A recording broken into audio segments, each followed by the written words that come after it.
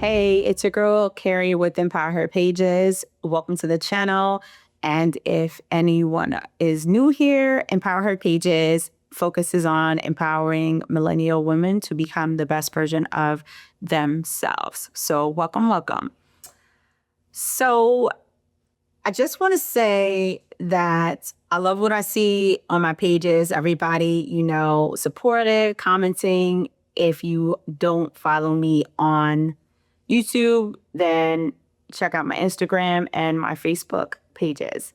Over the weekend, I spent some of my time, kind of doing research for the channel and looking and just kind of see what's happening out there in the streets, so to speak.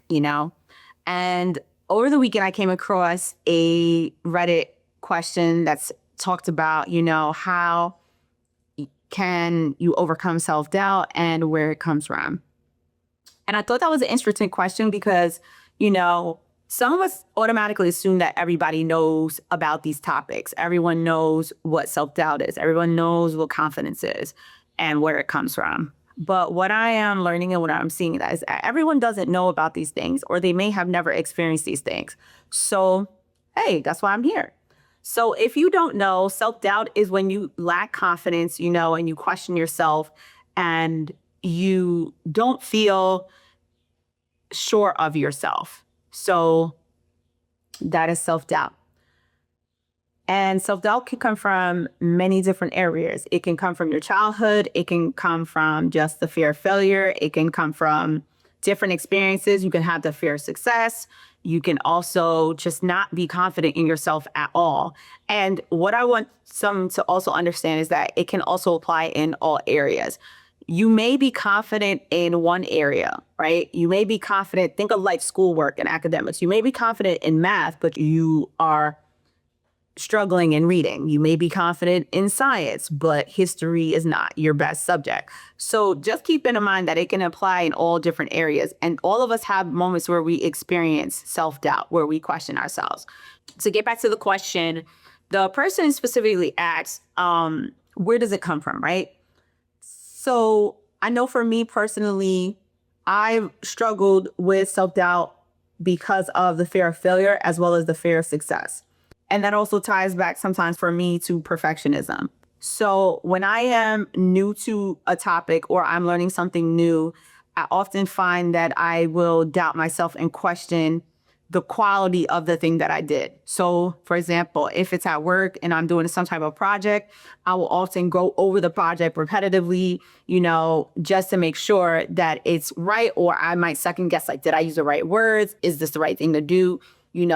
And it may not happen externally, meaning that everyone can't see this happening. These are all things happening internally for me. So I am sitting here and my gears are turning and I'm like, is this right? And then that also sometimes will lead to procrastination. Fun fact, some of you may not know that. You may procrastinate because of the fact that you doubt yourself and you don't want to submit something unless you know for sure that it is perfect or it is your best work. So it definitely can show up for us in many ways. Even in relationships, you might go on several dates, meet different guys or girls, and you may feel as though you are drawn to somebody, but then you might have a moment where maybe this is not good for me. Is he like the last guy? Do I like this other guy better? Where you start questioning yourself. So it shows up for all of us. And when I say it is the self-doubt, the little whispers, the little voices that you might hear in your head. And it looks different for all of us. And that's something that I want us to keep in mind. So as I said before, some of the common causes of self-doubt might be childhood, fear of failure, fear of success, comparison, which is another one. You might always compare yourself to others. That also occurs for me when I'm at work sometimes. I might compare my project or my work to what somebody else is doing, which is not always a good thing. And that happens to us every now and again. But how do you overcome it? What are certain things that you can do to help you with self-doubt? And I'm not going to specifically say just specifically overcome it, because it's not something as soon as you get the tips from these videos or you read a book, it's going to happen overnight. That is not how this works. I want you to think of it like going to the gym, right? When you go to the gym, you do not see immediate results the first day you start going to the gym. And you also have to keep in mind the things that you have to do to get in shape at the gym. You're not just going to the gym and lifting weights and getting on the treadmill. No, you're changing your diet. You start drinking more water. Think of all those things that go into it. That is the same thing when it comes to self-development and becoming the best version of yourself. All these things, we have to put all these things in position to become the best version of ourselves. So the first thing is, I would suggest just writing down moments where you struggled to make a decision or had a hard time making a decision. Why? Because oftentimes when we have to make a major decision or a small decision, that is when the voice of self-doubt often creeps in. You often might question yourself, am I making the right choice? Am I good enough? That is where we might see self-doubt creep in. And I know some of you may not like to write. You might feel like it's tedious or something, but please think about this and do this, because it will all make sense in the end. The next thing is, I want you to just look at what you wrote down and see if there's any pattern in it.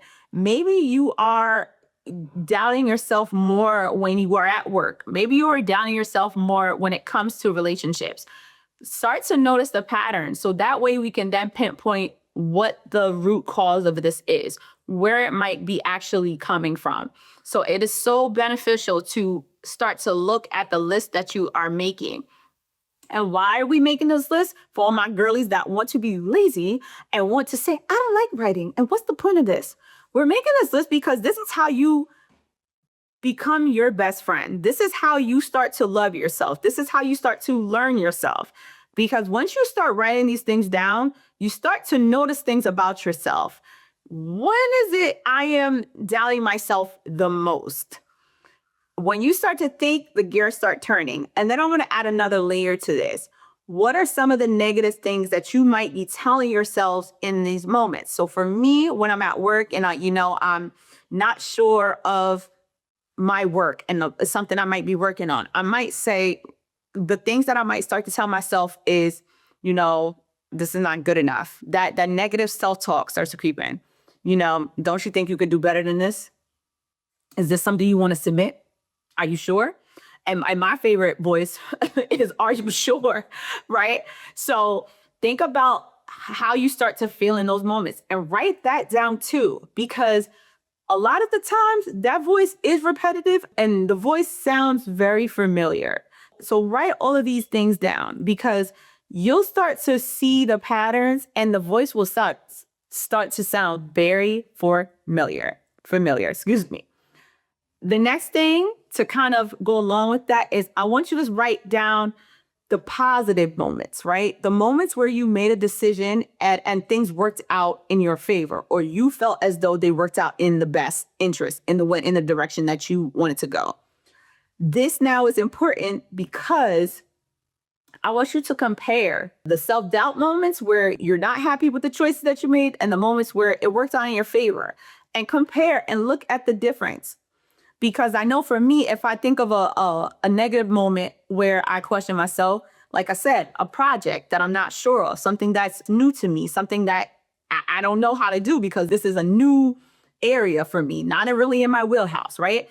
But something where I'm sure and I was quick to think is something that I already know, and something that I'm like, oh, this is cake. I know how to do this. This is so easy to me.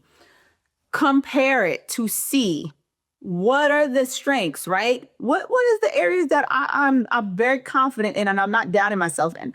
And then look at the areas where you're struggling in. Like I said, we're going to get there. We're going to know why it all matters. So just take a second, look over your list and look back.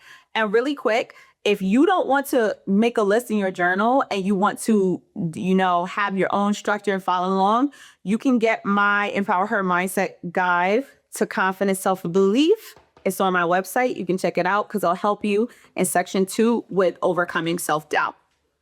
So the reason why it's beneficial for you to compare and look at the positive and the negative sides of things is because now you're kind of getting a vision and seeing who you truly are and looking at your shortcomings, or I want to say your blind spots. Let's say your blind spots. Your blind spots are super important. Why? Because your blind spots are going to teach you about you. And I'll say that again. Your blind spots are going to teach you about you. How my blind spots helped me was that I learned that in areas that were new to me and that I struggled with, those were areas that I found that I doubted myself the most, was something that was new to me. And how it helped me is that moving forward, when there was something new at work that I had to learn how to do or that I had to, execute or teach, I would now ask for help. I will now ask for help to say, hey, can you help me with this? Because this is new to me. And instead of rushing in to do something that I know that I'm not sure of, and then now I'm sitting here spinning my wheels trying to figure out how can I do this? And I'm frantic because I'm like, how do I do this? How do I do this? Now I'm learning what I need. Now I'm learning an area that I struggle in. And now I know that when it comes to something new at work, that I'm not sure of, one, I probably need to ask for help. Two, I might need to ask for clarification. And three, there's nothing wrong with making a mistake. Because even if I was to not ask for help or I didn't ask for clarification and I made that mistake, I can always go back and say, oh, I need some help with this because I don't want to make a mistake, right? So now that I know what one of my blind spots are, it now helps me in the future moving forward. And this is what this is all about. This is how you become the best version of yourself. Because remember, no one's perfect. No one is perfect at all, right? But what we are we're aware. We're becoming self-aware. And the more self-aware you are, the more that your confidence grows, because there's nothing wrong with saying, I don't know. There's nothing wrong with saying, I'm not sure. So I want you to take these tips and use them to help you, overcome your self-doubt, because this work matters, and then, like I said, not only will it be beneficial in your career, it's beneficial in your personal life as well. And who better to do this work to know you and become the best version of you than you? If you want to become the best version of yourself, you have to build that relationship with you. And again, it all starts with you. So I hope this video was helpful. I hope that you learned something really quick. And if you enjoyed what you heard and you enjoyed what you learned in this video, comment, subscribe. Thank you so much.